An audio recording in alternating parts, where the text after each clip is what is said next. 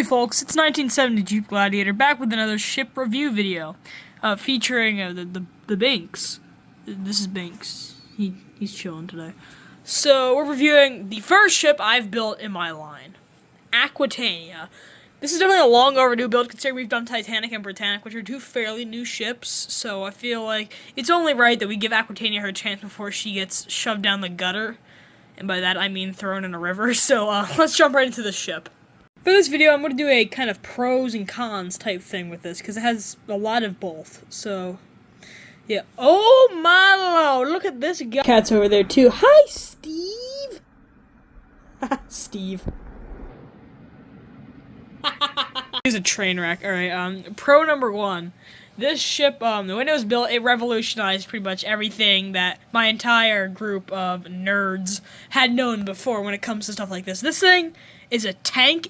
I can sit on this thing's hull. I'm fat, alright? I am really fat. I can sit on this thing's hull when it's tipped on its side. It'll take it like a little, like him, alright? Oh, Jesus Christ, I just elbowed a vacuum cleaner. It's fine. So, another... We're so derailed. Moving on. Another thing this ship has revolutionized is how the superstructures are built. It has a very nice superstructure, even though some things may be lopsided, like the window heights of the bridge, but it's common occurrence. Stuff like that, like, I don't know, the way the promenades are built, even though these are quite outdated when you look at my newer ships like that, which that's going to be featured in another video because it's not finished. We have lifeboats over here. These lifeboats are actually deployable because this thing was originally built to sink with deployable lifeboats. So that's another thing it kind of revolutionized, the way the lifeboats are built on these ships. One more thing this ship actually featured was a brand new ventilator design. These ones are very tall because Aquitania had very tall vents. She's a more reasonable one in the back right here. But it's a design I came up with, and I think it came out really good, and it does look like a proper ventilator that would go on a ship. Oh my lord! He wants to go outside really bad, but we can't let him go out because it's like 10 o'clock at night. Neegs! He's so chill. So I think besides that, it's time to move on to the cons of this boat, and trust me, there's a lot considering it's one of the oldest. For con number one, it's a pretty big one. It's crooked.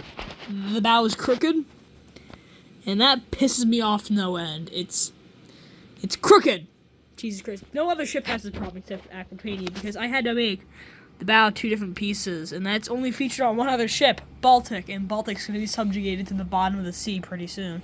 So it's quite bad. Con number two, if we tip it over, the bottom of the boat's flat.